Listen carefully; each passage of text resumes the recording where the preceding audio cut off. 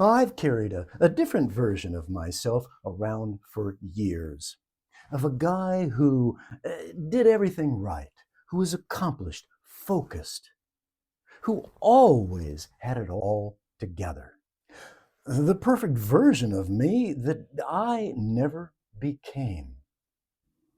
And now at 75, even though I've pretty much let him go, he still sometimes shows up and taps on my window like a ghost. Maybe you've felt that too. That nagging sense that there's that that you're somehow just a shadow of the self that you felt you were always meant to be. Feeling like you've missed out. Recently, I've noticed that this measuring, this comparison, has shown up in some of my videos. The regret, the invisibility, the fear of what might be coming, some heavy topics. And I thought, who is this guy? I thought he was optimistic. Has he gone to the dark side? Maybe we ought to check his coffee. I'm Mel, and truthfully, I don't live in that darkness. It's just a place that I need to visit every once in a while to address some serious things that help me understand the craziness of life. And invariably, it's that craziness of life that helps me stop taking life, that reminds me to stop taking life so seriously. But it doesn't mean that we should ignore reality. I mean, our challenges are real. I face them, you face them. We know that aging can bring feelings of invisibility, that we have relationship issues with our family members, that we can sometimes carry a heaviness and doubt our abilities. And of course, at times, we look back at life with regret. But then I ask, well, where does all this heaviness come from? Well, for me, it's largely because I've created this make-believe version of myself that I've never lived up to, that I couldn't possibly live up to. Yet, I kind of held that version of me as my idol. He was disciplined, he was focused, he was respected for his accomplishments. And it's not that I saw him as some kind of superhero, not that at all. He was just that guy, you know? His super cool clothes, polished, and the guy who always had everything together. At least in theory, because I never actually met the guy. And every now and again, that guy, that illusion, still taps and taunts me, saying that he's never struggled, he's never failed, and has no regrets, and that everything he's ever tried, he accomplished with ease. Right. But more often than not, when he shows up, it's become easier for me to realize that he was always just a fantasy, a ghost. And if I'm honest, I never truly, really wanted to be that guy. Because I think that guy would have been just too gosh darn serious.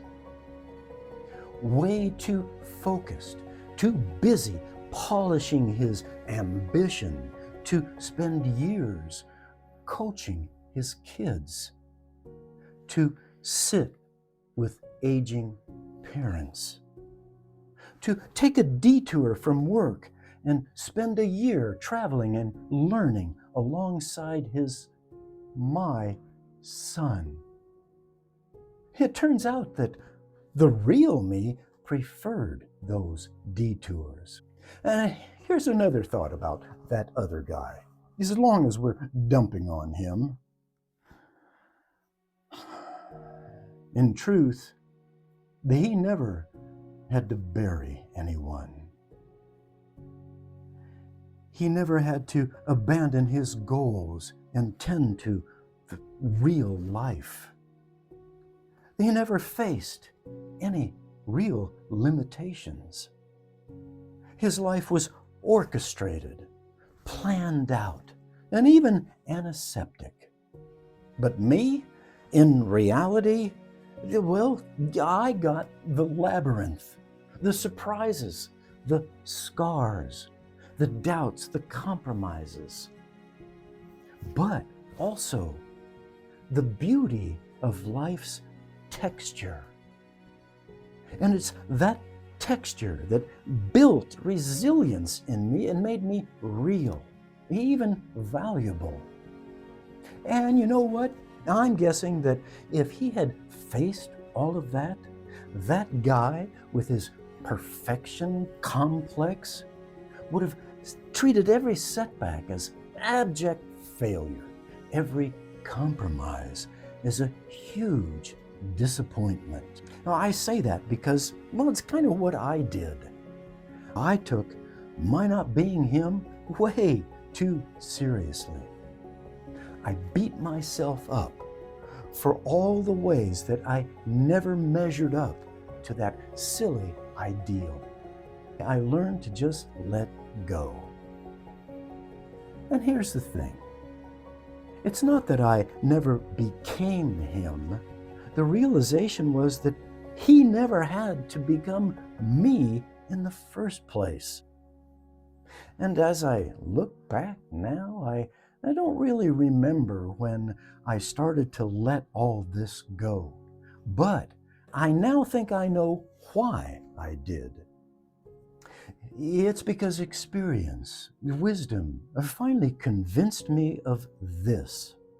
That guy would have been a much shallower version of me. Now, that guy would have probably left me feeling empty, despite a wall full of awards and accomplishments that aren't really there, by the way, in case you're wondering. That wisdom, though, has convinced me of this. That me that I am now is enough. And letting go of that imagined ideal makes the real me so much lighter and freer. I'm grateful now to be the guy that talks to owls in tree hollows and couldn't care less about filling his wall with awards. So when heaviness starts to weigh me down, as some of my videos show, I remember this one sentence. Stop taking yourself so seriously. And the lights come back on. And maybe they will for you too. Visit me in the comments. I'd love to hear your thoughts and your story as well. I'll be there with you. Thank you.